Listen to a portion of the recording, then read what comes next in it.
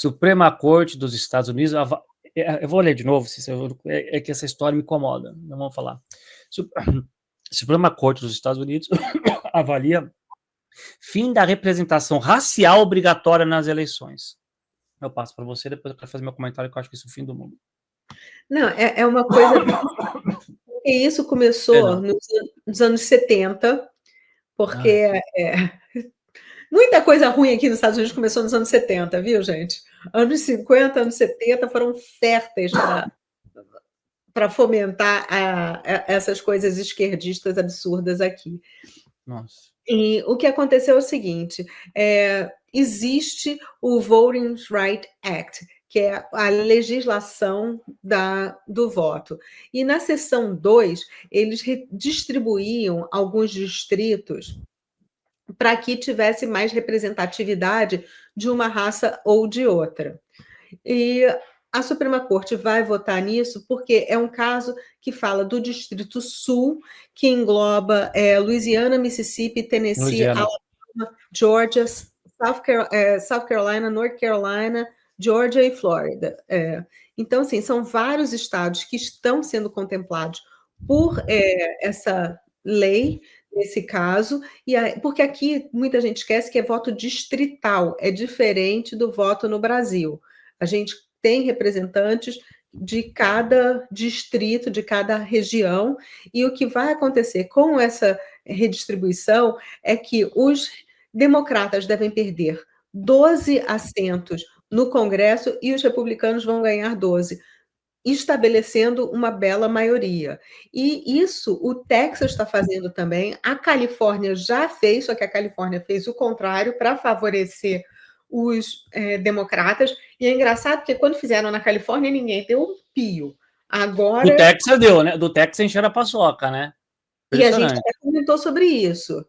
E agora estão enchendo a paçoca de novo para falar sobre o Distrito Sul, mas hoje eu não sei se você assistiu, eu estava assistindo a oitiva, né? Porque hoje foi um dia de ter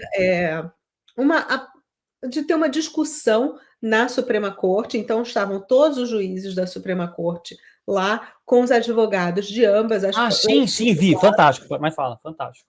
Estavam os advogados de ambos os lados defendendo, então os juízes podiam questionar para tentar entender o que estava acontecendo, e, na minha opinião, o caso a favor de fazer essa redistribuição, de acabar com a seção 2, é muito mais forte do que o outro caso, porque o outro caso estaria institucionalizando o racismo, que é uma palavra, é um termo que a esquerda adora fazer, seria a institucionalização do racismo.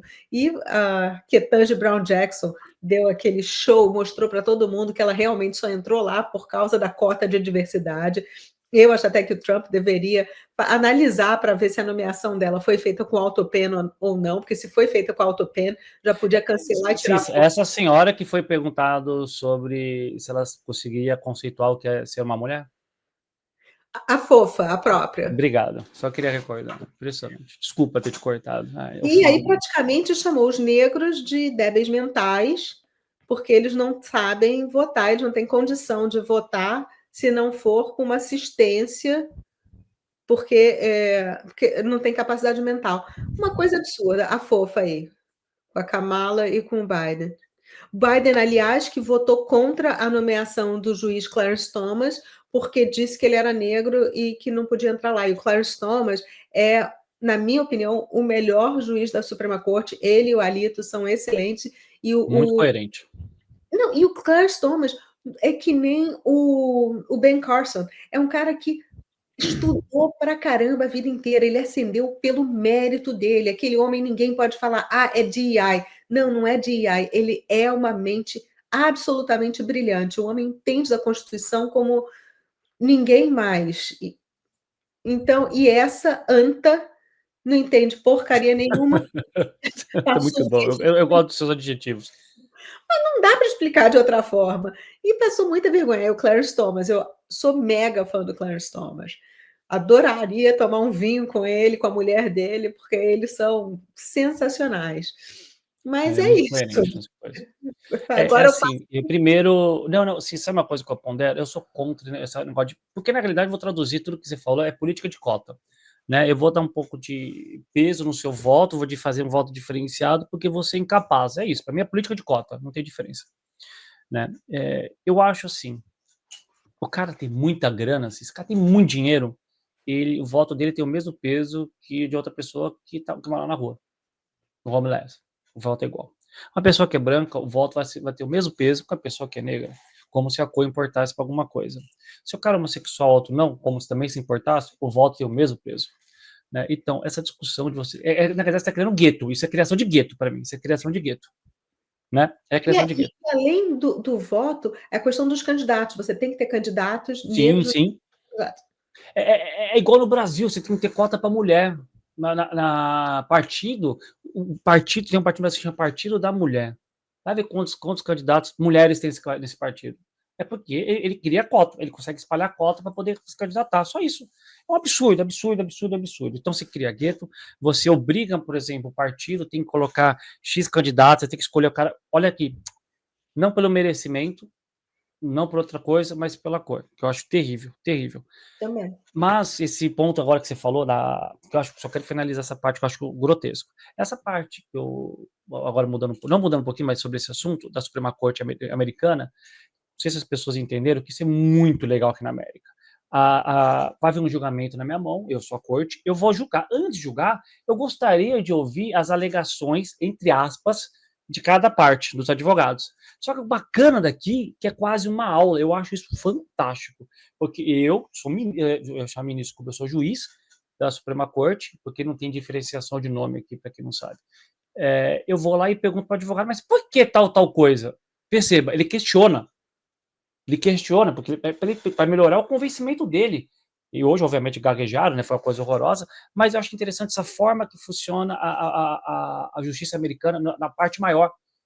Os juízes que não precisariam perguntar nada, questionar nada, era só dar uma canetada, eles se curvam para perguntar, para ver se eles estão entendendo, se é aquilo mesmo que está querendo transmitir. Eu acho isso do ponto de vista jurídico, de uma sensatez absurda. No Brasil, o cara defeca para você, ele lê, ele decide politicamente e nem quer saber quem está lá, olha para a capa dos autos e decide. Aqui não. Tá, me explica melhor por que você quer fazer isso, né? Mas por que você quer acabar com essa política? Por que tem que acabar com os tais distritos? Eu acho E isso fantástico. As respostas hoje foram maravilhosas. sim, como essa política que você está lutando contra afeta a sua comunidade? Como vai afetar os Estados Unidos como um todo? Existem perguntas inteligentíssimas que estão sendo Nossa, feitas. ótimas.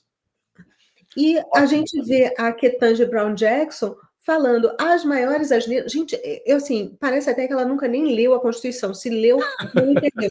Porque, e olha que a Eu Constituição. acho que eu li mais que ela. Eu devo ter lido mais que ela, hein? Eu estou sem a minha aqui atrás, mas a Constituição americana é fininha, é um livro pequenininho que tem a Constituição e The Bill of Rights, que são as leis que os pais fundadores fizeram. Agora, se você quiser entender essa Constituição que é pequenininha, tem que ler os Federalist Papers. Aí os Federalist Papers é um catatal de informação, porque são as discussões entre os Founding Fathers para eles chegarem aos artigos da Constituição. É muito interessante. E a Ketanji, eu duvido que ela tenha aberto um livro para ler aquilo, porque ela não tem capacidade intelectual para ler. Eu tô rindo, mas eu concordo, não tem. Good Night Moon. Ela mal consegue compreender Good Night Moon que está aqui em cima. E é de criança, gente, para quem não sabe. Não, mas assim, ó, fazer um parênteses de sala de aula. Existe a classificação das constituições, elas podem ser classificadas de várias formas. Existe a classificação Constituição sintética e analítica. A americana é o melhor exemplo que existe, é uma Constituição sintética, porque colocaram lá só o essencial que precisa estar lá para funcionar, e funciona muito bem. O Brasil é a Constituição analítica. Tem o que na Constituição? Tudo. Tudo, por isso que não funciona, tá tudo na Constituição. Por isso a Constituição é uma bosta, porque a corte maior pode decidir de tudo, porque tudo tá lá.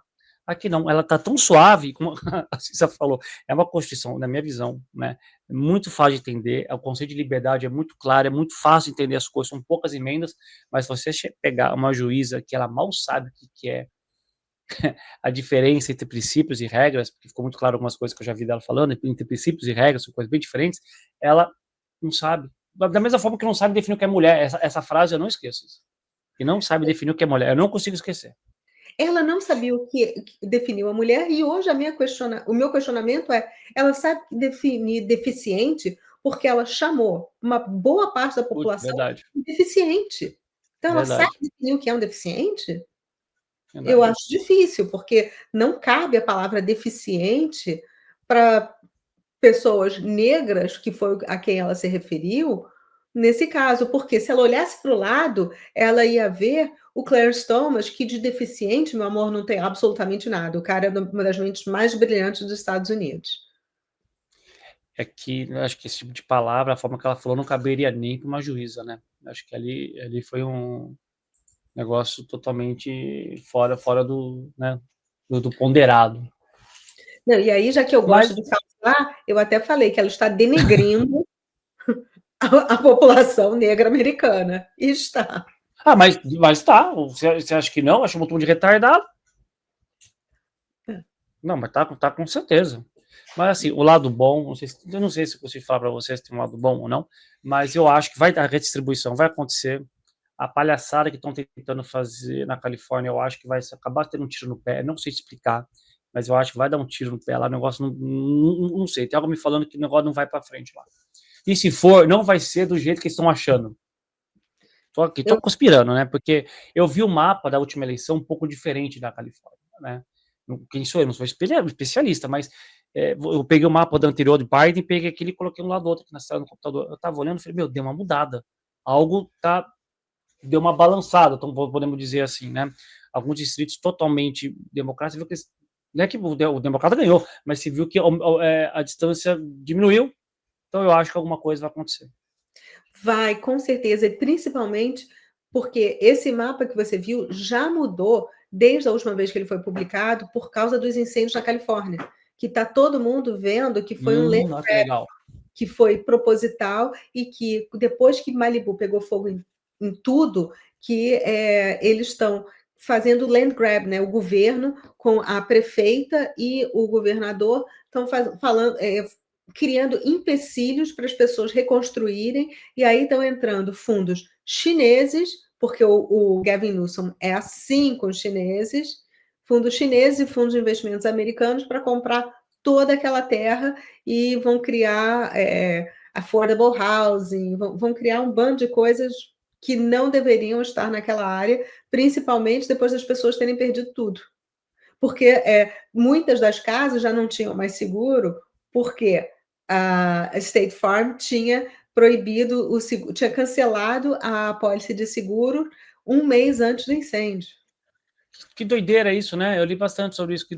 Eu só falo para você, que doideira, né? Tipo assim, alguém alertou, eu não sei. Que doideira essa história. Essa história é muito estranha. Pois Muito é. estranha. O meu seguro é por ela, né? Eu tô até com receio agora. Não, meu é Chubb. Então, Não, precisa ter revisado. Depois eu vou ver com você, porque agora me deu até um certo receio.